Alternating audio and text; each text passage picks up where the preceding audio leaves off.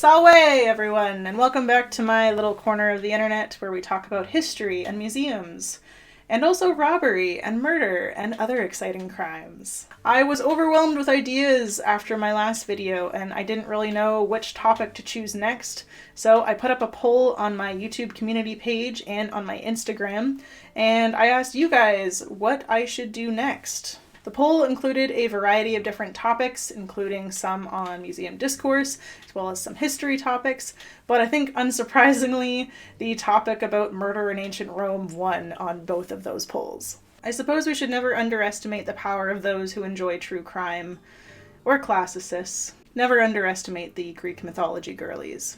I usually keep topics that I don't use right away in my back pocket for future pondering, so if you are interested in potentially taking part in one of these polls in the future, please consider hitting the subscribe button or following me on Instagram, and we'll see what I do next.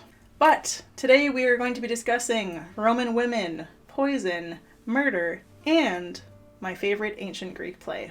So without further ado, let's get into it.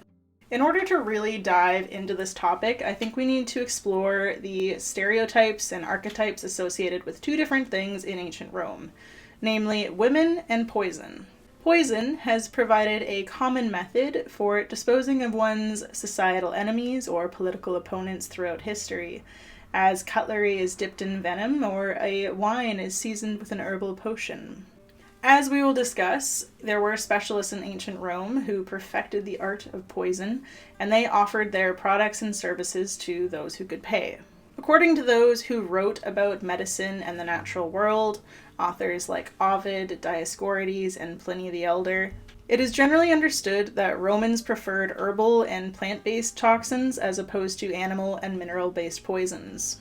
Some of the more popular plants used for concocting poisons included belladonna, aconite, which is also known as monk's hood, wolf's bane, and interestingly, woman's bane, yew extract, opium, hellebore, colchicum, and perhaps the most popular, hemlock. As many of these toxins require ingestion, the more flavorful ones would have been disguised in a meal, whereas the more tasteless ones would have been slipped into wine or water.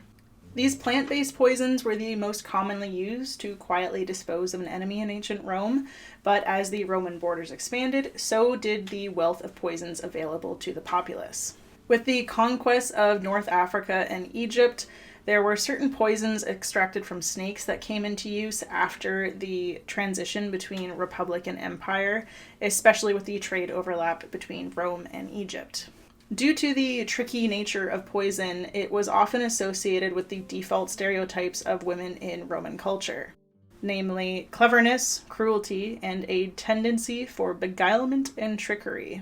Additionally, murdering someone with a weapon might require training or, at bare minimum, physical strength, but anybody, even a woman, can slip powder into somebody's wine. As we will discuss, it became a popular method of disposal within the political atmosphere, especially as dominant women used it to enhance the status of their sons and husbands, thus furthering their own power and influence. Before we really get into that, though, I just briefly want to touch on another Roman archetype that has a lot of these shared characteristics, and that is the witch in ancient Rome. Witchcraft in both the Roman and Greek traditions is associated with the mixing and distribution of deadly potions and poisons. The so-called witches were often women of a lower social class who practiced their arts on the side of their day-to-day duties, and were most often visited by other women of higher social class, which we will see more of in a little bit.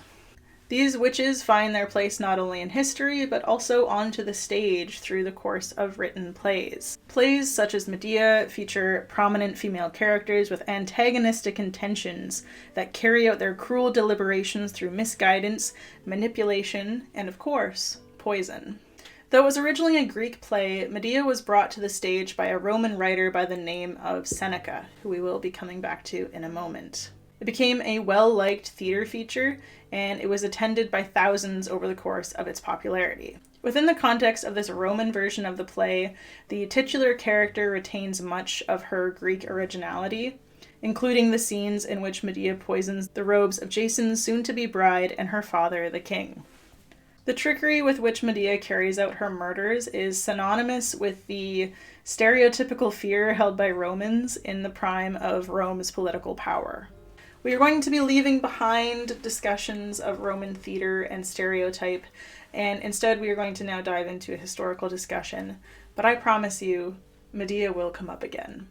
While a historian's understanding of the types of poisons available to assassins in Rome mainly stems from writers like Ovid and Pliny, we know about the murders themselves because of writers like Livy and Tacitus and Suetonius, who, interestingly, I had a professor in university who referred to him as Suetonius, and also Cassius Dio.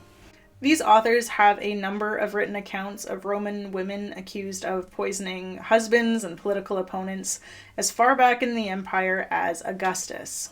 Tacitus and Cassius Dio both mention rumors in their works that the Emperor Augustus did not die from an illness, but rather that his wife Livia Drusilla had poisoned his figs. There is no way to truly verify this, but it should be noted that many historians believe that this was actually a fabrication spread by political opponents of Livia. Another woman that we absolutely cannot leave out of the conversation about Roman women and poison is none other than Agrippina the Younger. The life and times of Agrippina are filled with assassinations, political trickery, and a thirst for power. She was the Roman definition of gaslight, gatekeep, and girl boss. Let me tell you why. If you take a look at the Julio-Claudian dynasty, or its family tree, which features such figures as Augustus and Julius Caesar, you will find her kind of smack dab in the middle of it. She was a granddaughter of Emperor Augustus, she was the sister to Emperor Caligula, and she was the niece/wife of Emperor Claudius. Agrippina was a political powerhouse, and while either her son or her husband sat on the throne, it is widely believed that at various points during those reigns, she was the one pulling the strings. The reason that we're talking about her, though, is because she is rumored to have used poison on a number of political opponents, including her husband, Emperor Claudius.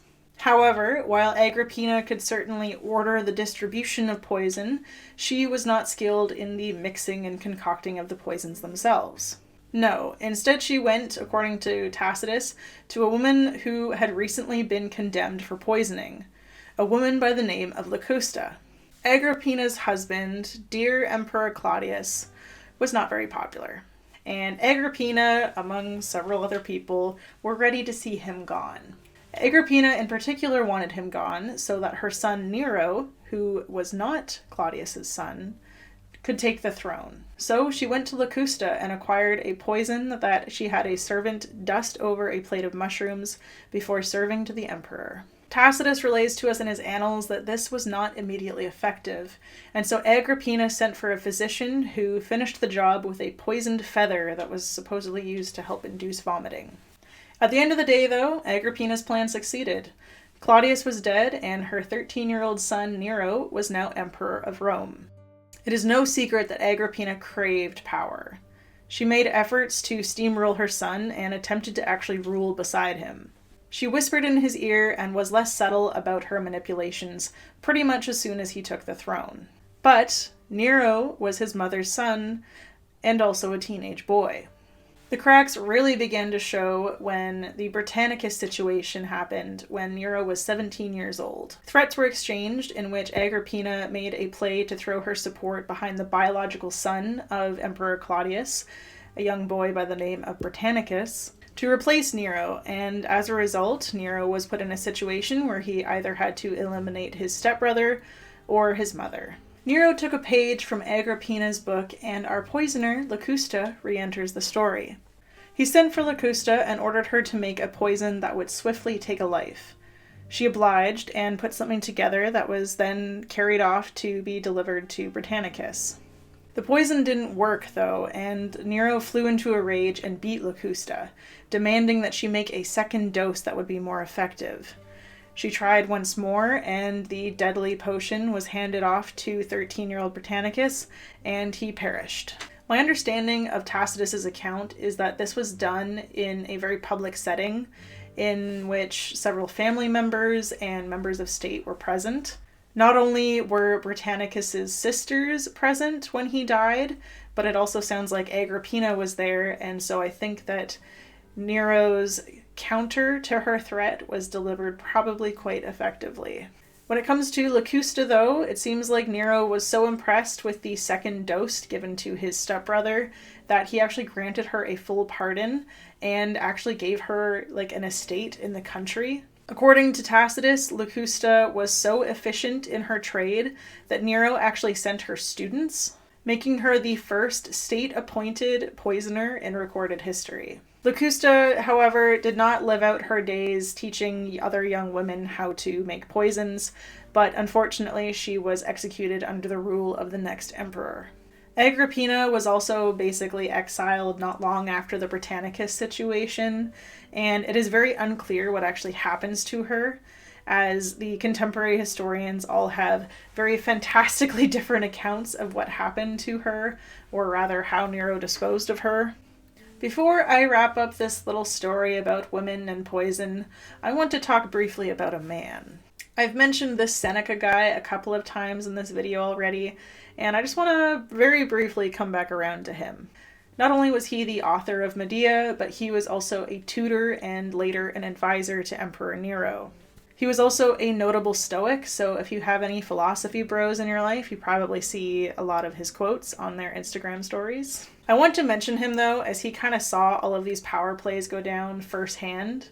And that isn't to say that he isn't like an innocent bystander, like his hands are certainly not clean in this whole situation, but he knew Agrippina and Nero personally, which is why I find it so very interesting that his adapted version of Medea is a story about a witch who poisons those who have wronged her and commits other atrocities against members of her family. It's just an interesting little coinky-dink. Given that we know of some of his other satirical writings, I can't help but wonder if he was inspired by some of the real-life poisonings that were occurring around him. I'm not trying to say that Medea was secretly a satire this whole time. I think it's still very much a tragedy, at least in the, straightforward if you're looking at the material. But within the historical context of when it was written, it's interesting. Perhaps he heard of the original Greek play and he saw how his student was being played like a fiddle by his mother and decided to write a little bit about the accusations being thrown around Agrippina. We'll never know.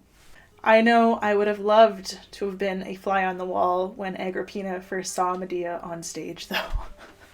In conclusion, while it is hard to verify these plotted assassinations, it is very interesting that whenever an emperor died of seemingly natural causes or illness, the Roman populace always kind of turned a critical eye on the women in their lives. But as women were so often associated with the use of poison, it is very difficult to verify how much weight we can actually put behind these rumors. Unfortunately, we'll never know, but it is a very interesting and compelling puzzle that I like to scratch my head over. That's all I really have for you today, folks, but I hope you enjoyed coming to ancient Rome with me. We hadn't done that in a while. I feel like we were due. Please make sure that you get your figs and mushrooms tested for belladonna, and I will see you next time.